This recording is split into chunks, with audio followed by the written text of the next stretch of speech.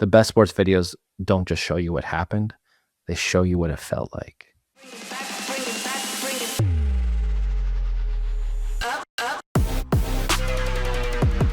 All right, welcome back to the latest episode of Game Day Glare. I'm Lance. I'm with E. This is the podcast for sports videographers. How you doing, E? Good. Yourself? Yeah, pretty good. I mean, we probably should have pressed record about, I don't know, 45 minutes ago? We're talking about everything in under the sun the last 45 minutes, but it's good to catch up. I've been busy. We didn't even talk about my dentist appointment. Jeez. No, it's true. Do you want to fill us in? How was that? Was that good? It was great. But here in Montreal, listen, spring is slowly coming out, and it's been pretty exciting for the city with the Montreal Canadiens. So I've been having a lot of fun at work. Where playoffs are just around the corner, the team's doing very, very well. So I've been really lucky to be at those games and filming those games and that. And I know you've been busy with YouTube. What's new in the YouTube world, E? Not much. I'm trying to be a bit more consistent, as I always. I think I heard this before. Yeah, exactly. But yeah, no, just working on a few different concepts, and probably when is this? Oh yeah, no, this is going to be coming out before Easter, so yeah, probably an Easter sale coming up on my website. So yeah, that's what I'm working on this week. I'm going to need one of those LUTs because I'm using a different camera today, if you guys could tell. So I have to adjust the colors a little bit because I don't have full control over the color. So I'm a little bit, it says magenta. I find a little bit grayish, but it is what it is. I'm using the Pocket 3 today, by the way, because I have been going through some gear upgrades. So I'm in the process of getting a new second camera, and FX3, I don't know why, but like I couldn't get it to go as a webcam. I thought you were able to use an FX3 as a webcam, but no, you have to mirror it from the Sony software and that. So I just used my Pocket 3, which is fine. But I did get a new drone. So I got the Mini Pro 5, and I upgraded from the DJI Mini Pro 3, and I'm very impressed. First of all, just having the RC remote and not having to pull your phone out while you're flying and your mom's texting you or so-and-so's sending you an email is already a big upgrade. But the camera itself is a lot sharper, a lot better. They have this like dual ISO also on the camera where you keep it in auto, but it kind of grabs the low lights and the highlights and blends them together. And honestly, like you really, really notice it. And it's kind of nice being in auto, especially on a drone, because you're not, you got a lot of things you're thinking about. You're thinking about your flight path. You're thinking about wind. You're thinking about your height, where you are, all that. So to not really have to worry about your camera, you could still shoot in M-Log or D-Log. I think it's M-Log on the Mini Pro. But it is really nice, and the image is really, really good. So I've been testing it. I've had it now for almost 2 weeks. And man, it was a pretty good upgrade. I wasn't like needing to upgrade my drone. It's just kind of one of these impulse buys at the end of the year when you're wrapping up all your corporate stuff. But I do use my drone a lot, and my other one paid for itself right away. So for me, it was a good upgrade. Yeah, I think. No regrets. And a new toy. Well, there is one regret I have. So I had ordered the Combo Plus thinking like I got more. I didn't realize that I got the heavier batteries. So then I had to go and buy the lighter batteries so I could fly it without a license if I go to the States or whatever. Even though I am certified in Canada and the US, I still like to have my drone under 249 grams. But with this new Mini 5, there's all these rumors online that the camera is actually over 250. But DJI kind of messed up on some of the pricing. So you have to really actually weigh your individual drone to make sure you're under 249. So I haven't done that yet. So we'll have to see what happens. But with my Mini Pro 3, like it said 249 grams, boom, right on the body. And now it doesn't say that. And the drone is a little bit bigger, and especially with the new remote. So I did have to adjust my camera bag a bit just to kind of get it in my camera bag. So that's little minor adjustments, but the actual flight of it, and like I put the Plus battery in and I flew for like 45 minutes the other day, no problem. Where on the 3, I was getting like 25 maybe 30 minutes on perfect condition. So that's kind of a major upgrade. Oh, that's cool. Yeah. I think the last time But I had a drone was like a Spark, and I could fly it for about Spark. 15 minutes. But now I want to try. DJI just came out with this new Avata 360. So Anti-Gravity is this other company that has a 360 camera, and it looks like a mini, like a DJI Mini Pro, but it's a 360 cam. Because with the DJI ban in the States, this new company came in, but DJI is pushing back with this their own 360 cam, and it looks pretty cool. So I would like to try it. I just never really flown FPV before, so to put on the goggles and all that. But I Yeah. mean, in sports, you can get some really cool shots. Yeah. Oh, definitely. So yeah, so I don't know, man. It was definitely a thing on my bucket list I'd like to try. But anyway, that's new. That's what's new with me. I've been upgrading some older gear. Dealing with you hagglers on Facebook Marketplace where I put my gear is not fun. Like I try and price it to sell. Like I usually give you guys the best price I can because I don't want to be going back and forth. Like this is I don't know $2,000 and this is this, and I try and stick to it. But man, people are relentless. And no, I'm not sending it to India or wherever else you want me to send it to. There's no way. Come to my house, pick it up. We'll chit chat. So anyway, I sold one of my cameras, and these two kids come and they're like, "Oh, we're starting a video company." So I'm like, "Oh, awesome." So then I walk them through. I spent about half hour showing them all the settings that I had saved on the camera and all that because they really didn't know what they were getting themselves into. They didn't understand what a crop was on a 4K 60, stuff like that. So I sat down with them, showed them a couple of things, and tried to help them out. And now they're also listeners to Game Day Glare because they checked that out too. So there we go. I basically just did it for that's it. I just did it for the subscription, guys. I just did it for the subscription. But no, I do try and help out younger kids. And when they were talking to me, I told them like, I want to help the younger version of myself, and no, but I was really fortunate because when we were younger, we had each other. We were in an office, so we got to bounce ideas off each other. If we learned something, we'd show the other person. So we didn't really have to go too far. Like we were pretty lucky. We were in our early 20s. It was nice. It was nice to have that. Not everybody has that. People have YouTube now, and thanks to guys like you on YouTube who share a lot of stuff that people can learn in that. But I feel like you always do learn a little bit better when you're in front of the person. Someone's just showing you it and gives you like I literally would gave the kid the camera. I'm like, hey, press menu, go here, go to this case, flick this, so he could see how to actually change the settings or to do stuff. And it's a lot different than when you're watching a YouTube video and you got to pause it, do it yourself, come back, press play. So I tried to help him out. Anyway, too kind. Yeah. So that's been my last week. Upgrading gear, an expensive week, but I don't know. I think it'll be worth it at the end. I'm just basically the only reason why I upgrade a little bit of gear is to solve my own problems. A couple little things that I want to solve, like for the drone. The idea was I didn't want it to hook up to my cell phone anymore. Because when I was away flying my drone in the last couple of weeks, I was having some cell phone connection issues and stuff like that. It just turned out I had a dirty USB port. But still, when you're in a jam and you got a client thing and you don't have a little toothpick to clean out your USB port, well, it's kind of a pain in the butt. So just being able to turn it on with the actual RC remote, that was worth the upgrade for me. Did I know that I would create myself a whole bunch of other problems by ordering the wrong batteries and having to buy other batteries? No, that I did not. Was not aware. But it is what it is. All right. So today, we got playoffs coming up around the corner. And hopefully for a lot of you guys out there who are filming, your seasons are winding down if you're doing like basketball, hockey, volleyball, school sports. So we want to know, like, are you filming the game or are you telling a story? Because in the playoffs, it's story time. And, you have to know the difference of why you're filming this way and what you're actually trying to accomplish. So,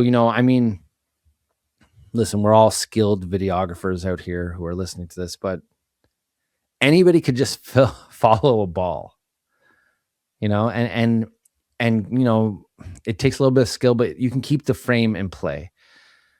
But does that make you a strong videographer? So I'll let you, what do you say, E? Well, I think that, yeah, it's a natural progression where, like, at first you learn how to just keep up with the sport and try to anticipate as well, because if you're just keeping up, usually you're kind of a half a second behind every play. So, like, eventually you understand how things progress into the game, and you kinda anticipate, but still you're just, like you said, just sort of covering the action.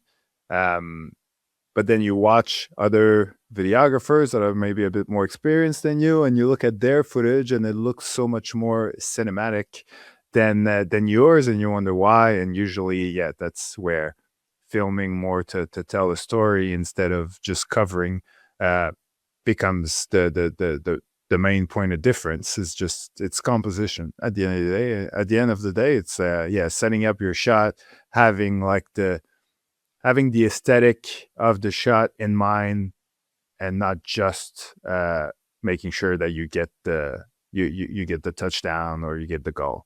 'Cause ultimately, sometimes you don't even need the goal for the shot to be like really nice or look the best.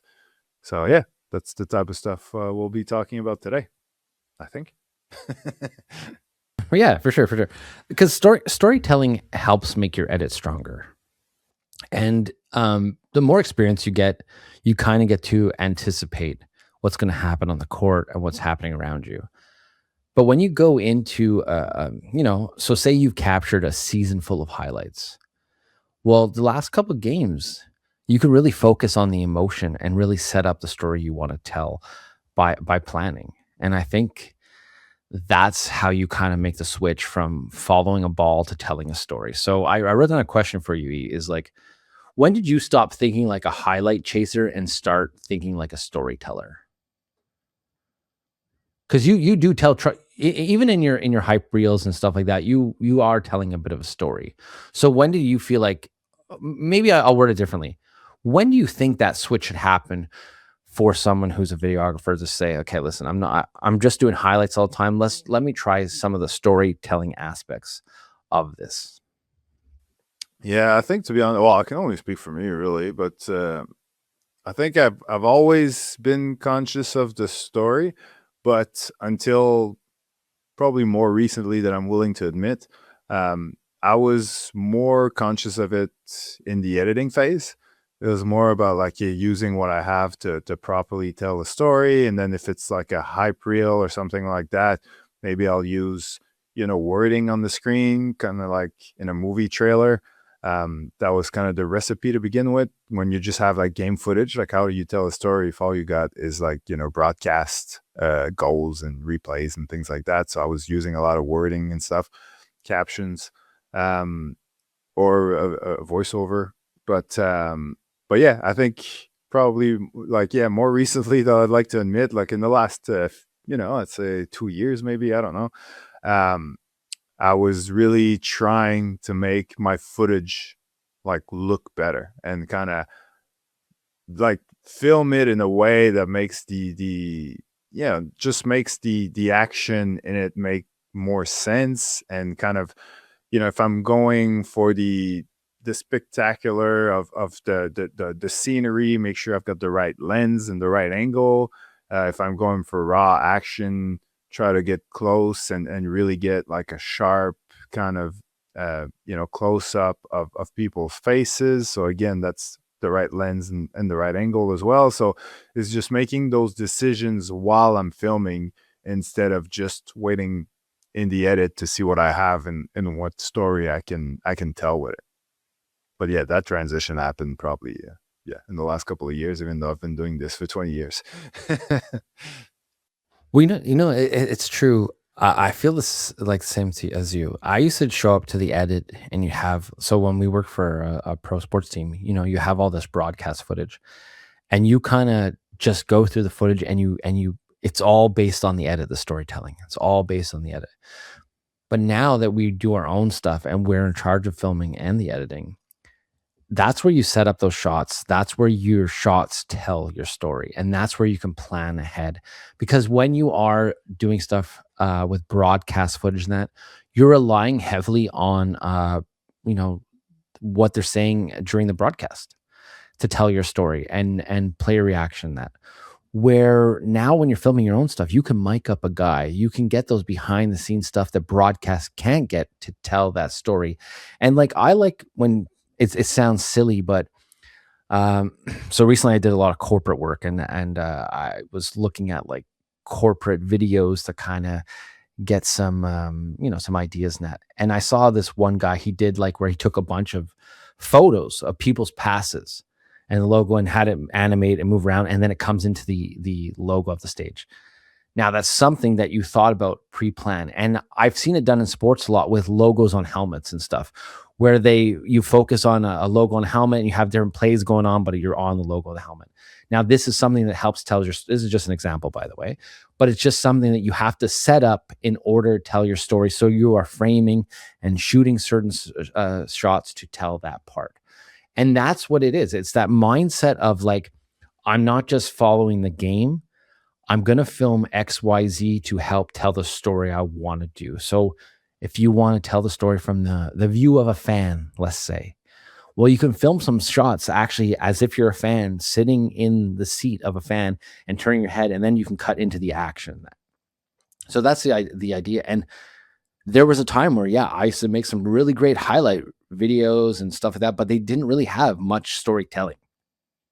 And once you have more storytelling, I felt like I was not more proud, but like the video felt different to me. It wasn't just about the oohs and ahs of the sport. It was about the emotion, the ups and downs, the struggle, the victory, the journey. And that's what sports is, you know. Everybody loves an underdog, right? But everyone loves an underdog because we can all relate to that. So find something that's relatable in the story you want to tell, and I'm telling you, it will go a long way, that story. No, I agree.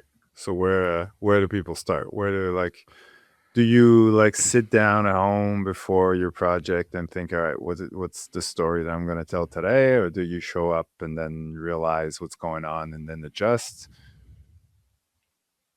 What's your So kind of I think yeah. there's two things. First of all, if you are lucky enough to be working for a team and following a team for a season, like now, for example, if you've been covering a high school team and that season's wrapping up, well, hopefully you know the little stories that are going on, and hopefully you've been able to capture a bunch of those little stories throughout the season. If you don't have that, then yes, before I go to the shoot, I'm thinking about the story I want to tell. Like it could be like, hey, we're about to clinch a playoff. And I could do a rewind of losses or close games and come back and show how we finally made it. And now we're clinching this playoff game now and we're going to make it into playoffs or something like that. But I'm sitting down and I'm thinking of the story I want to tell. And then I'm thinking of the shots that are going to help me tell the story, shots I need. Like, do I need the locker room doors opening? Do I need close ups of the guys on the bench huffing and puffing? Do I need the coach, an emotional shot of the coach because he's a big part of it? Because bringing this new coach helped turn around this team. Fans, I'm looking for those emotional fans to definitely their reactions. So I'll miss a couple plays. I'll get a nice close up of a fan, maybe with a painted face, who's cheering, who's mad, who is whatever. I'll capture as much emotion as I can, and that's how I'm going to start to build my story. Obviously, there's going to be some fine tuning in my edit, but the more I could tell in cam raw, the easier it's going to be for me because I know I'm going to have everything covered that I need. No, that makes sense. I think for me, like, well, similar to you, like all these shots that you just described, like all the B-roll stuff, the cutaways, that's something that you can definitely put in a shot list beforehand, just to make sure that you get most of it. And but then after that, for me, it's like basically the close-up action shot is a given. That's something that, like, that's, yeah, of course I'm going to try to follow the action and get a nice shot of the player, scoring. But it's the other stuff that I want to kind of pre-organized a bit, like not necessarily like days in advance, but I mean, like, if I'm like, basically the moments where it makes sense to have, it's going to look a lot better if I can get the entire team in that shot. For example, like if, like, when a football team, like when they come out all together, like I want to be able to grab to have a shot of like 40 guys running out all at once. There's certain moments as well, like for example, like if I stick to football, like an extra point or a field goal. If I'm filming the kicker and then trying to follow the ball going through, I might get it, but it's not going to look that great visually. That movement is not going to be super. It's not going to be perfect, and even if it is, like, it's not a great shot. It's just like you're just going to see the white or the blue of the sky, and then just like a little ball, kind of, and a camera whip that may or may not have rolling shutter in it. So if I instead try to have like a stable, like, that's the type of moment where I'll go like, all right, how can I make this look cool, even though it's just an extra point? So like if I got a shot where I got, the goalpost in frame and I get the kicker and I'm just stay there and all the action happens and you see the ball sort of traveling from one side of the screen to the other, that can look pretty good. Or if I'm completely behind and I got the goalpost perfectly centered and you just see the ball sort of going through it, and maybe I'm zooming in on the ball as it goes through or zooming out, either way, or just staying where I am. Like, these are shots that will have like a composition that will make a simple moment look way better. And also the shots that you described earlier, whether it's like a ref or something, like sometimes, like, you don't even need to get the touchdown. Like, if I stick to my football analogies, like if I see someone running, but like for some reason towards the end of the run, because he was too far away or some defenders blocked my camera, like it's out of focus, so we can't really see it.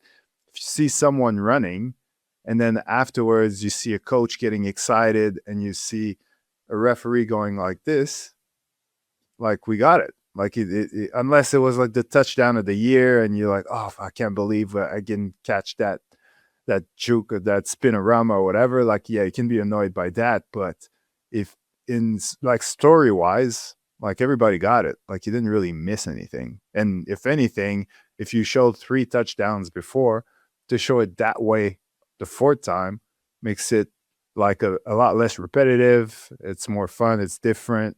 So you never know what you're gonna get, type of thing. So yeah, that's how you kind of plan to tell the story instead of just cover the game. Yeah, because what you explained there is you're making it not feel generic. You're making it feel like premium. And the pacing and all that, it gives your storytelling like an identity. You don't need to see the score, but if you see the reaction of the kicker or the guys blocking up close, like on kickoffs and that, they block pretty hard on those. So you get those, or you can have the ball traveling and you're focused on the fans behind who are cheering, and the ball just goes through and you understand. But that's how storytelling is, and that's what it is. But like, I do want to talk about angles. So how you just said you would set that shot up, and that's the whole idea about storytelling. It will allow you to follow a game for highlights, but it will also have you, get out of your comfort zone and set up different angles for composition to tell the story at how you want to tell it. And that's where the big switches of just following the ball and telling a story is knowing, like, hey, I want to get a nice low shot of a guy, coming into frame, and he pulls up and hits a three, and then he's going to walk right back. And I know in my edit, I'm going to speed ramp it and slow it down at this point. And you kind of like write down on a list the things that you want to see. And then you try and figure out, how am I going to achieve that shot? And the second you start thinking like that, you're not filming anymore, you're storytelling. And sometimes it's out of necessity as well. Like, I'm thinking for basketball, if I'm sitting on the baseline and the ref stands right in front of me, like, I know any shot of the basket is going to be ruined. So if someone's taking the three from the corner, I got a nice shot, and he's shooting, I'm not going to pan towards the basket, because the end of that shot is going to be terrible. So I'm just going to stick on him. And if he makes it, he's going to have some type of reaction. Like, he's going to put up like a 3 sign up in the air, or he's going to just like smile or be happy. Just like in his face, you'll be able to tell if he made it or not. So if he does make it, that shot is great. Like, we don't need to see the basket for it to tell a story. So, like, I'd rather have a great shot of a player making a 3 point and having a cool reaction than trying to follow a ball that I know I'm not gonna get a great shot of it going to the basket anyway. Teams will eventually ask for other things that aren't just highlights. So, like one pro tip that I can give you guys is keep recording after the play to capture that three symbol or all that. Because I used to like, get the shot and make the basket the goal and then record would stop. But then you miss Mm, all the emotion, you miss the celebration, you miss the fans, you miss all that stuff. And sometimes you don't even need the highlight, you just need that stuff because mhm. that's what tells your story and that's what really gives it some value, I find. So keep Exactly. recording long after the play. Mm. Oh, yeah, because like, emotions, yeah, that's what tells the story. Because even if they're missing, the same shot could actually a missed shot, like, visually seeing the shot hitting the rim and going, somewhere else doesn't really look that great, but, like, seeing a player taking a shot and then grimacing and, like, looking angry at himself or something like that, add a bit of slow-mo to that, like, that can be an actually a good sort of storytelling shot, and then he's missing, and then the music's a bit dramatic, and there's a few moments like that where it feels like everything's going it's going downhill, and it's just gonna be a blowout, but then, oop, the music picks up, but then you change the music, and then it's a different tempo, and then the players start making shots, and then, ooh, they win at the end by 5 or whatever. Like, it's just, yeah, that's how you tell a story. So you need the lows to appreciate the highs. You need a bit of everything, and all of that goes through emotions. You won't be saying, "Did I get to play?" You'll be saying, "Did I capture the feeling?" Did I get everything that I wanted out of that shot? Because it's easy to just focus on the play and be wide. And I also take chances too. Like if I'm following a team and I have a guy who I think's having a hot game or something like that, like I could just ISO him for a play or two or shift or two and just focus on him and see what can happen. And don't really worry about if they score a goal or a basket, who cares? I'm focusing on this one person because I feel he can help my story, because if maybe he makes a big hit or a big play, and take those chances. Don't worry about missing things. Because as videographers, like we try to follow the ball sometimes. Like example, that kick you gave me, 9 out of 10 people are going to follow that kick. No, don't worry about it. No one cares about the extra point. If it's a game-winning field goal, maybe if you need it, like you find an angle where you don't have to pan, where you have the full shot, you have the crowd reacting. You have to start thinking differently, because just panning and following the ball, especially if you're doing socials and vertical reels, it doesn't look good at all. It doesn't look good. And it's also a shot where you could just stick on the kicker, and you'll see, like, he'll go like, oh, and then he'll either be disappointed or he'll be happy, and there'll be like a high five or something with the guy who was holding the ball. Like, then this will tell you exactly what happened. Like, you don't necessarily need to see the ball going through the uprights. And sometimes, depending on your camera angle, even if you do see the ball going through, you won't really know if it went through or not because it's hard to tell. So if that's the case, then what's the point? The face is going to tell you way more than seeing the ball going through. So yeah, it's just picking those moments, and who's to say that the facial reaction you don't use on something else as well? Like, it's maybe not in the situation of a kicker because we know exactly who he is and what he's doing, but like for basketball, like, you can use those reactions, different places in throughout your video, and tell the story that you want.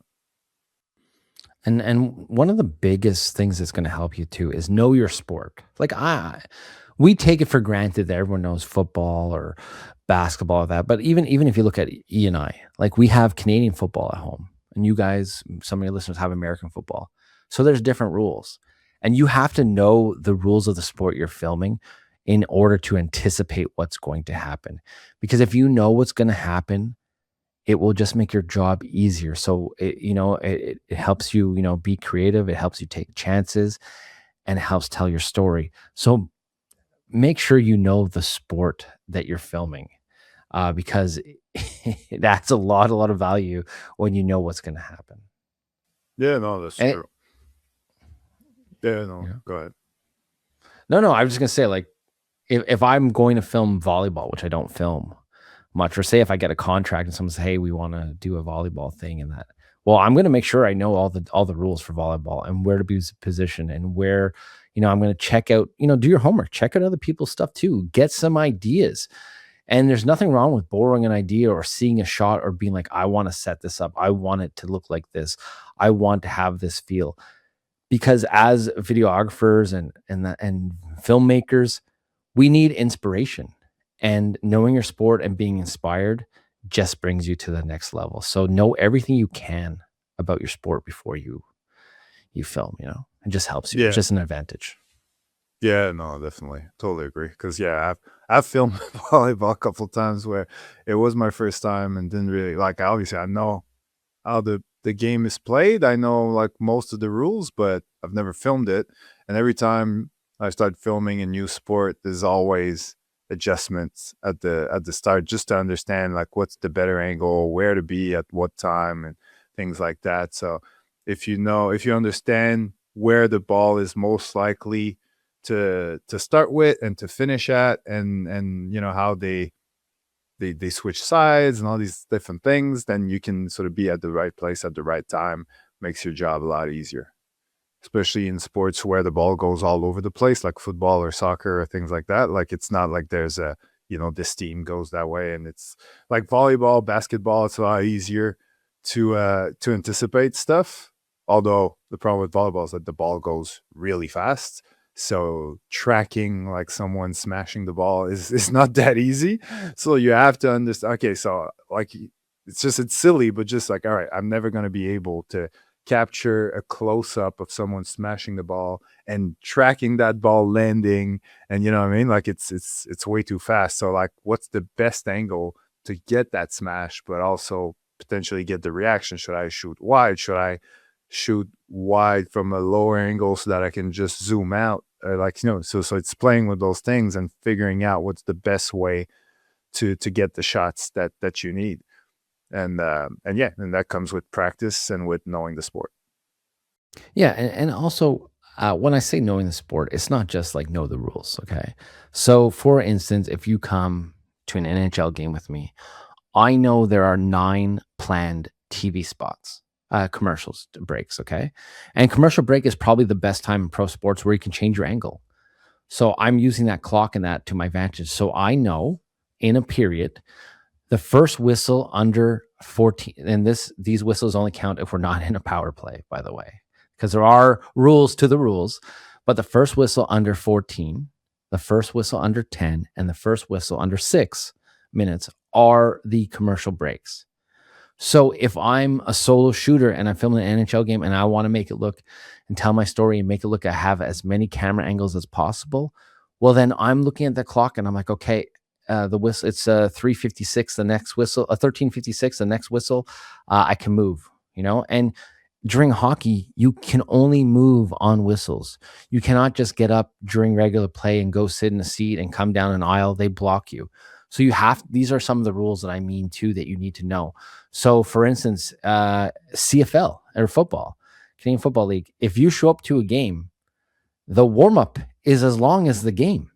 The warm up is 1 hour, like which I completely do not understand. But I'll tell you one thing: as a videographer, in that 1 hour, if you want to get close up of players and on the field, that is your time to do that. If you want to get the kicker, I don't know why we've been talking about kicker so much, but if you want to get that kicker up close, that's when you go and do it. And you can cut away. You can use a quick close up of his foot, and you can use that edit later on in your video. But this is where using the rules, well, knowing the rules and using the rules to your advantage help.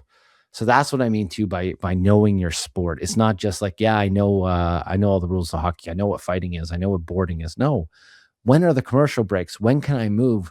When are the players actually on for warm up? Where can I go? How long is this? How long is that? That helps you tell your story because you can plan. And when you know, like, I only got 5 minutes to capture this guy in warm up, well, then maximize that time. And do you think like when it comes to like working for a client, for example, like do you think that they notice these things, or is it's just us that are looking to like create, a film instead of just filming a game? No, you know what? I've gotten feedback from clients where they're like, "How many shooters were you?" And I'm like, "It was just me." And they see you walk around or move places and get different stuff. And then when they see it on the output, that's where they see the value in hiring you and your shoot. Because I'll be honest, staying in the same spot for a whole game gets long and boring. When you're moving around and you get the action from different views, you feel like, at least I do, I feel like I'm in the game. I feel like I'm more involved. So when I'm shooting broadcast, I don't move. I'm in the same position. And I'm for broadcast, so I know I'm live. It's a completely different feel. But when I'm working for clients and I'm moving around and getting a whole bunch of stuff and getting as many angles as I can, I feel more involved, and I know I have enough angles to tell my story. I'm doing it more for me than for the client because I don't want to be stuck in the edit after being like, oh, do I have this person? Do I have that? Yeah. I No, miss goals. I miss plays sometimes because I'm moving or I'm late. And that's all part of it. Don't worry about missing stuff because we miss stuff all the time. But make sure that you have enough options to tell the story you want to tell. yeah. And even like I'm thinking of people who get hired, because a lot of people get hired to like, film one particular player at a game, whether it's for, just to post clips on social media or for recruiting purposes. And often they're like, oh, let's say a wide receiver, and they had like a horrible game where they didn't really, maybe they got like a couple catches, but like no touchdown, nothing too spectacular. And they're like, oh, I've got nothing to work with. But that's true if what you did was just follow the ball and basically assume that like if my player catches the ball, then I'll get the shot and I'll have a lot of content, interesting content. But then they didn't end up getting the ball that much, so you don't really have that much footage of them. But if you actually film them from the jump, you get all these extra little plays, and you can do like a quick edit of him running, blocking, pushing, supporting someone else, celebrating, doing all these little things. And through that, like in this, it's cool also to get a shot. Like for me, like personally, if I was filming someone like that, I would capture him, like just him for a while. And if I do get like a few catches, because it's cool to see him run, do the route, and then catch the ball. And if I get a few shots like that, then after that, I can just try to get a few shots of the quarterback just releasing, just staying on the quarterback, releasing a few, because that part is always going to look the same anyway. So I can always go from a close-up shot of the release, and then you go to the shot of the player running his route, going left, right, catches the ball, falls down, all that stuff.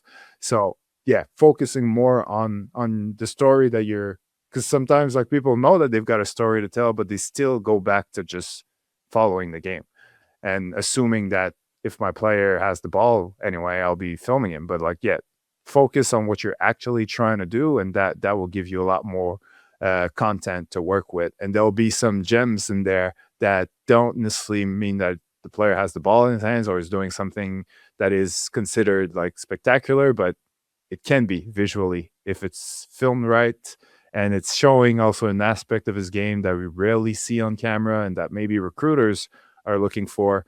So yeah, just keep your story in mind. That's what this this conversation's about. Yeah, no, but like those cutaways and those details are important. So I'll use your example and I'll elaborate. So if I'm hired to film a receiver, say, and I gotta tell my story, and he has one catch. But if you get close-ups of him and his DB and he's getting grabbed, he's getting pulled, like that happens every play. You show him battling, you show him, doing his routes, you show him blocking. Because as a receiver, you have to block. You have to be aware of what's going on. You can get all those, like you said, gems, and you can use those. But I like your idea too on the quarterback. I got shots to the quarterback now. So I can have him trying to throw many different times to my receiver, but my receiver's not catching the ball because he's getting held. I'm showing flags. I could show the thing. I could show a close up of a flag. There might not have been a flag in the game, but on my recruitment video, yeah, he didn't catch the ball because he got held. So use this stuff to your advantage because you're telling a story that way. And that's exactly how you tell a story is look, the quarterback tried to throw it. There's a flag. He got held. Didn't happen. But you could tell it that way. It's your story. You could tell it however you want. But those cutaways, those little details go a long way. And they show the emotion too. If I'm showing a receiver in slow motion and he's getting grabbed and he's fighting or blocking, it shows that he's tough. It's showing there's grit. It's showing it's not easy because the easy play is him just going, get a nice long bomb and running it in the end zone. That's the easy play. But that only tells one story once. He caught it, he scores 7. That's it. Tell all the little stories in the game too with all those little cutaways. And it is interesting, because I use my iPhone notes every time I go to my phone. Oh, my phone's here. I use all my iPhone notes. So I have my shot list on there or what I want to film or what I'm looking for. And then I'll even put a check mark, done, done, done. So I have a visual reminder of what my story is. And that's something that can help you guys too, is make a little shot list, keep it in your phone, try stuff. Or if you saw something cool, flag it with your hand and your camera. Or like, some people have systems where 2 fingers is something, 3 fingers is one. Whatever is going to make it easier for you, that's what you have to do. And that's what's going to help with your storytelling process, but help also with the editing, help with the speed of it and all that too. Because you don't want to be stuck there scrambling and trying to find your story in your edit. And that's what the whole point is if you plan ahead of time, you're not in your edit just looking at clips and going like, okay, well, I got a cool song now. What shot am I going to put here? No, you know, if you planned ahead of time, you know what you're putting there. No, I agree. So do you think there's any traps that sometimes we fall into, as we do all this? Is it possible to maybe think too much of the story, I guess, and just forget to cover things the right way? Yeah, 100%, 100%. I say like you got to break it down into like how I said before, use the clock to your advantage. So film the crowd for so long, film the head coach for so long, film the bench for so long. And you got to film the plays too. You got to film the game itself. Now you don't always have to track the ball. That's the real difference. And that's the hardest part because I mean it happens to me sometimes if I show up to a sporting event and I'm there to film, I get caught kind of following the ball a bit because we're accustomed to seeing that. You just follow the ball. You think that's what you're filming, but no. You Once you switch that mindset, there's times to follow the ball and there's times to follow the player and there's times to create the story. At least that's how I see. But yeah, I get caught in those traps all the time too because we're emotional. Like I don't know, I catch myself sometimes when I'm filming the hockey game. It's there's been some exciting moments this last month where I'm cheering for goals and I'm talking to myself sometimes, and I have people sit beside me, and I just make it look like I'm talking to the regie, but really I'm talking to myself. I'm like, yeah, good goal, or because Cole Caulfield's like scored his 45th the other day and had a hat trick, and I'm like, wow, this is amazing. I'm so cool to see all this, and I'm cheering like a fan, and I'm getting caught up. So there are lots of traps in sports, but that's the whole point of sports. It's to feel the emotion, to feel like you're part of the team.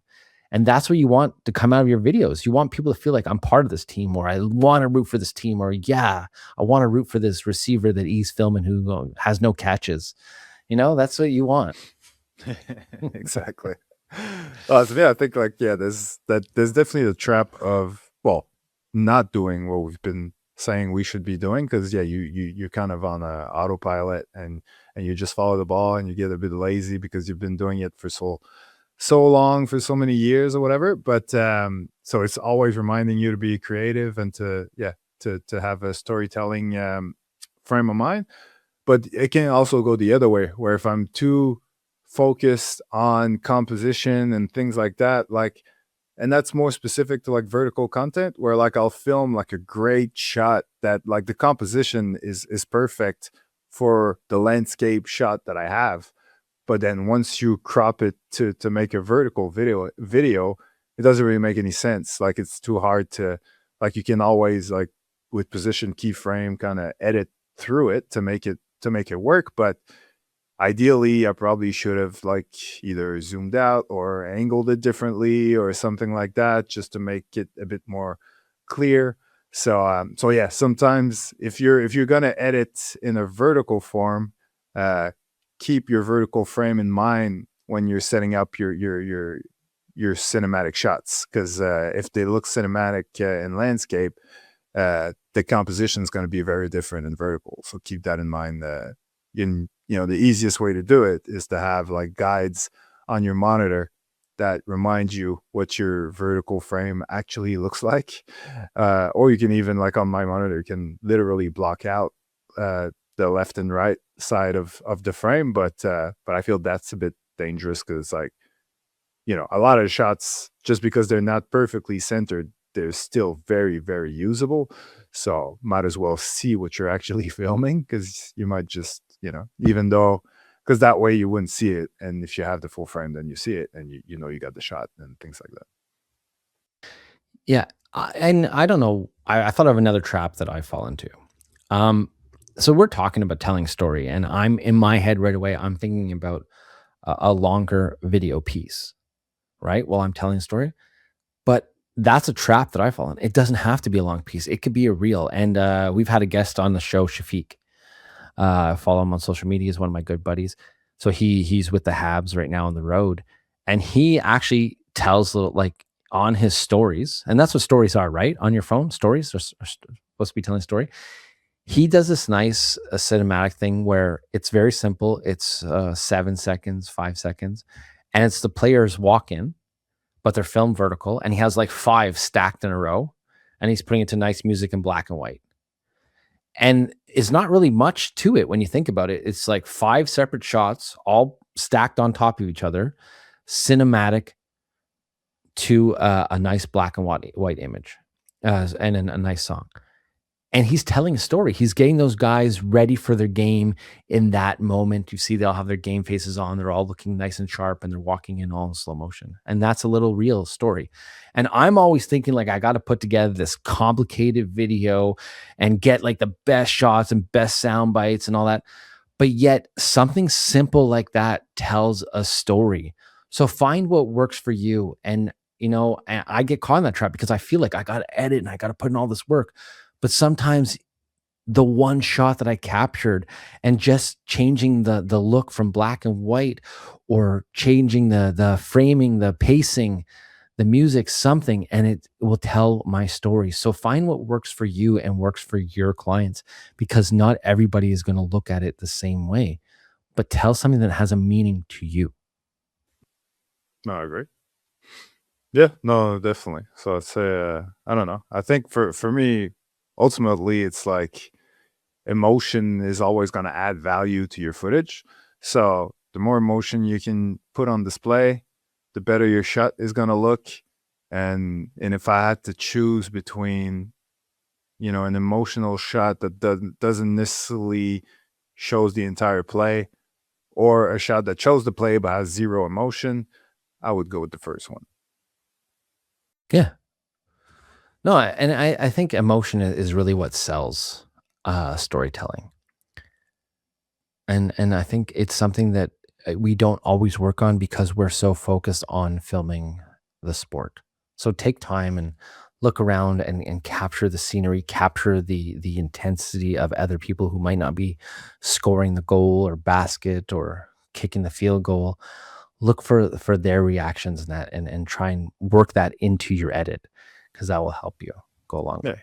And Just planning. yeah, exactly. Be intentional. Like, just if you realize that you're just reacting to everything and you're not really planning nothing really, and you so like, yeah, just catch yourself and start being intentional about your shots and about your angles and about when you're stop recording and all these different things, and yeah, it'll everything will take care of itself. Exactly. So I wrote this down because I didn't want to forget it. But the best sports videos don't just show you what happened; they show you what it felt like.